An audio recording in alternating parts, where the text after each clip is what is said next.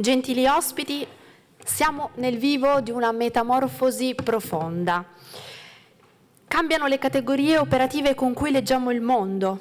L'identità si configura oggi come sotto forma di dato, codice, accesso. E con l'identità oggi si gioca una delle sfide più profonde del nostro tempo. Come tutelare la dignità umana nel mondo digitale? Il nostro prossimo relatore è una delle figure più autorevoli su scala globale nel campo delle politiche pubbliche, della privacy, della protezione, dei diritti digitali.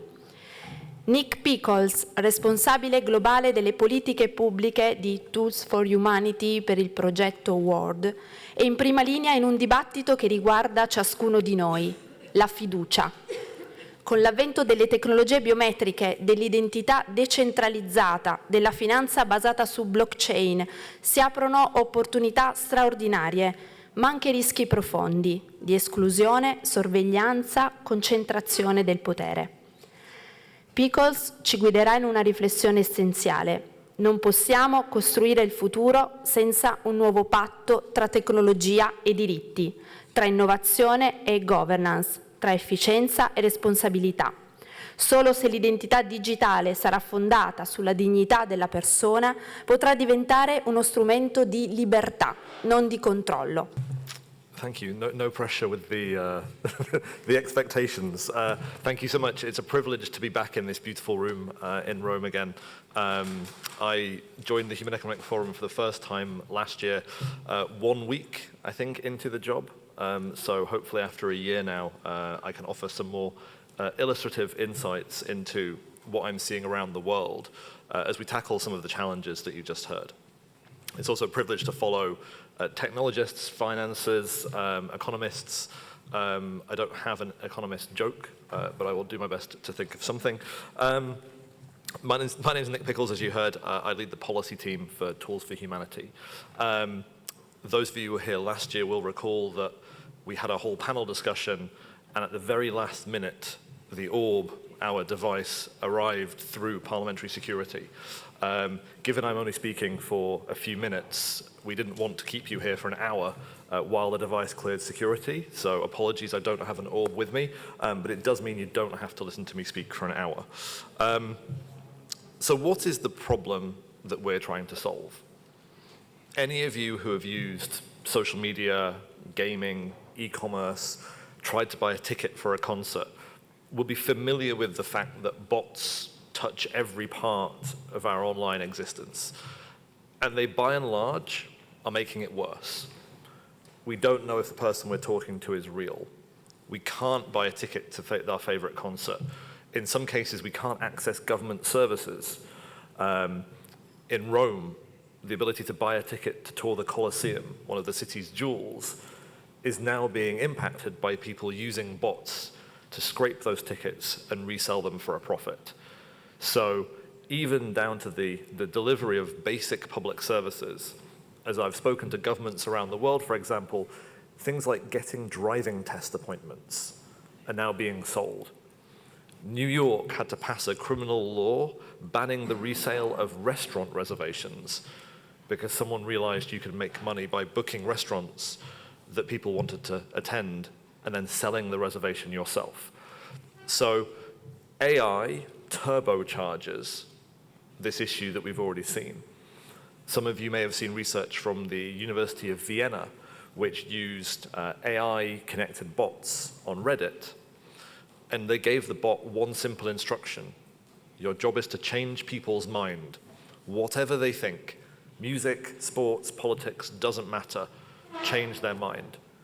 And the research, which I should add was shut down because it had no ethical review, found that AI bots, even the versions we have today, and this was freely available technology, not the enterprise commercial tools, was 3 times more effective at changing a human's mind than talking to another person. And the people on Reddit had no idea they were talking to a bot. Think how that technology can be used for geopolitics during an election, to change your mind about how to spend your money, how to vote. These are profound questions for the world we live in. So if every online service is being shaped by bots and AI is becoming more powerful, what does that mean for us as humans? Well, our fear is that it changes the way that we look at the world. The beginning of the internet, the first 10, 20 years of the internet, people generally speaking trusted that they were speaking to a human, that what they were seeing was real. So we approached the world with a mindset of default trust. Now, as deepfake technology, as AI bots become more powerful, this shifts to a mindset of default distrust. And think how that changes our interactions if you start a conversation thinking that the person you're talking to isn't real, that might be AI being used to manipulate you. Every interaction we have every day suddenly becomes one that's less about human connection and more about conflict, be that with technology or people. So we see solving this challenge of enabling you to know, of governments to know, of companies to know, that the interaction that is taking place is with a human and not with an AI, as one of the fundamental questions of how we build infrastructure for the age of AI that's coming forward. And when you ask the question, how do you build this infrastructure, then the values that you want to shape that technology become critical. And I think often when we talk about technology, we speak about it as if it's a neutral tool that can be applied. Actually, the way you build technology is an expression of values. So you can build technology that is human-centric, or you can build technology that is system-centric. Do you control your data, or is your data held by a third party who can use that for surveillance, for tracking, for their own purposes without your permission or consent? So when we were designing the technology, rooted in a biometric that cannot be deepfaked, that cannot be manipulated by AI, using your iris as that unique proof of human, and then giving you a way on your personal device to control that data and to verify you are a human, not who you are, not which human, that you are a unique human. Because the vast majority of online interactions don't need you to share all of your sensitive personal data. They need you to answer a simple question: are you a human?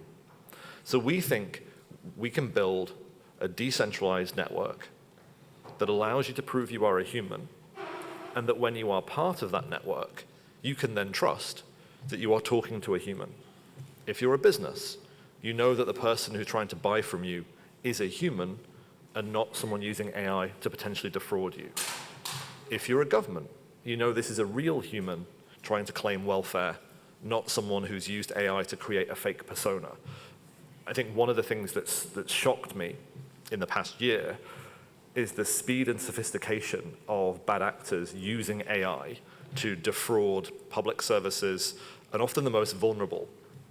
In some cases, for example, schools, who provide financial assistance to the most vulnerable students to attend, but because they are small local schools, they don't have the most advanced cybersecurity. So what people are doing is they're using AI to create fake documents, fake photographs. They can have a conversation on the phone, and they don't exist. But then they claim financial assistance, which takes money away from the students who are most in need and puts it in the pockets of fraudsters. Some of you may have also heard about companies where the CFO, the financing leaders, have got on video calls with someone they think is their CEO, their boss, and they've been told you should wire money to a bank account to pay a supplier, only to find out that they were talking to a deepfake and they were not talking to their boss. And these are leaders of corporate companies responsible for billions of dollars in the global economy. And if they can't detect that they are talking to a deepfake, that should ring alarm bells that this technology is becoming very sophisticated very fast. So we think you can build a network that protects privacy, that puts citizens in control of their data, that preserves anonymity as you use the internet. The previous speaker mentioned this idea of who owns this infrastructure. We don't think this infrastructure should be owned by a company. We think it should be owned by the people using it. So our hardware, the orb, is fully open sourced. We want to give this technology to the world because we believe it's too important to be owned by one company or one country. And so by open sourcing the technology, it becomes something accessible. So we think this enables a future where you can trust, where AI enables humans to do amazing things by being human, and technology becomes a tool for all of us to do great things, to collaborate, to solve, to create. And by doing that, rooted in human connection and human trust. So this gathering is such a critical moment to bring together the technology, the ethics, the faith that we have in humanity. I'm very grateful for the chance to be here, and I hope it's a productive and interesting conference for all of you. And thank you to the team behind again. I appreciate it. Thank you.